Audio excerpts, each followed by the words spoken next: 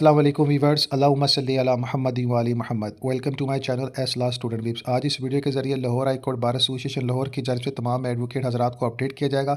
Latest press release 4 मार्च 2026 को की गई इस प्रेस रिलीज के मुताबिक Lahore high court bar association Lahore और डिस्ट्रिक्ट बार एसोसिएशन लाहौर की मुश्तरका प्रेस कॉन्फ्रेंस बाबर मुर्तज़ा खान सदर Lahore high court bar association की ज़ेर सदारत मुरखा 4 मार्च 2026 को मुनक़द हुई। इस मौका पर जनाब अरफान हयात बाजवा सदर Lahore high court bar association, जनाब सुहेल कैसर फ़ारूक और दीगर आला मेंबरान Pakistan bar council, Punjab bar council जनाब ने शिरकत की और इसमें सेनेटर जनाब हामिद खान साहब भी मौजूद थे। बाबर मुर्तज़ा खान सदर Lahore high court bar association ने खिताब करते हुए कहा कि ईरान के बहादुर, दिलेर और निडर अवाम पर इसराइल और अमेरिका के गठजोड़ और जुल्म व सितम के पहाड़ तोड़ दिए गए हैं। इनके सुप्रीम लीडर सैयद आयतुल्ला खामनई और इनके अहल खाना को शहीद कर दिया गया है। Lahore high court bar association ने मुरखा 3 मार्च 2026 को इनकी शहादत पर जनरल हाउस का इजलास बुलाया और शहदा के लिए फातह ख्वानी दुआए माफ़रत करवाई। शरका इजलास ने ईरानी अवाम के साथ भरपूर तावन करने पर और हमदर्दी के पैगाम के हवाले से सारे मामलों को हतमी सूरत दी। इन्होंने कहा कि Lahore high court bar association 136 साल तारीख में कभी इस तरह ना होने हुआ है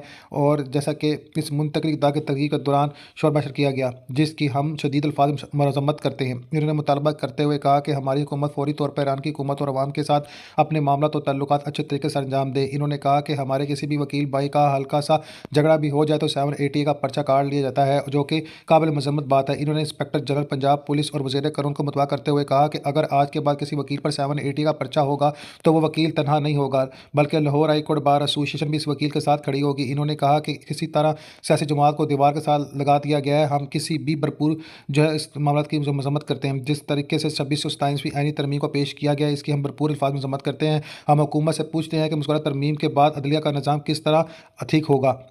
इन्होंने बताया कि साल 2015-16 से बायोमेट्रिक के ज़रिए इलेक्शन करवाए गए तो शोर मचा। अब इलेक्शन का पता नहीं कैसे होंगे। जब इनके सदर जीत जाएं तो वो बायोमेट्रिक सिस्टम ठीक है और जब ग्रुप इलेक्शन हार जाए तो वो सिस्टम ख़राब है। सेनेटर जनाब हामिद खान साहब ने खिताब करते हुए कहा कि ईरान के सुप्रीम लीडर को काफ़त ऐलान करना इंटरनेशनल लॉ के तहत ये एक बहुत बड़ा जुल्म व गुनाह है। नेतन्याहू और ट्रंप जैसी कम ज़र्फ लोग लीडर बन गए हैं। ईरान के बहादुर लोगों ने हमेशा अमेरिका की मुखालफत की है। जो कुछ हमारे बॉर्डर के ऊपर गैर कानूनी काम हो रहा है, आज ईरान या दूसरे मुल्कों के लोग अब हमारे खिलाफ हो गए हैं। कोई भी मुल्क बोर्ड ऑफ पीस में पेश नहीं होगा, लेकिन हमारे वज़ीर आज़म फौरी तौर पर वहाँ चला गया। हमारा वज़ीर आज़म ये कहता है कि ट्रंप जो भी काम कर रहा है, जितनी भी जंगें लड़ रहा है, ट्रंप को नोबल इनाम मिलना चाहिए। इन्होंने Lahore high court bar association Lahore bar association के अहदेदारान को खराज तकसीम पेश करते हुए कहा कि वो इस वक्त अपने वकला भाइयों के साथ ईरान के अवाम और हुकूमत के साथ खड़े हैं। Lahore high court bar association में मुरखा 2 मार्च 2026 को बार में जो वाक़या पेश आया वो बिल्कुल दुरुस्त और सही ना हुआ।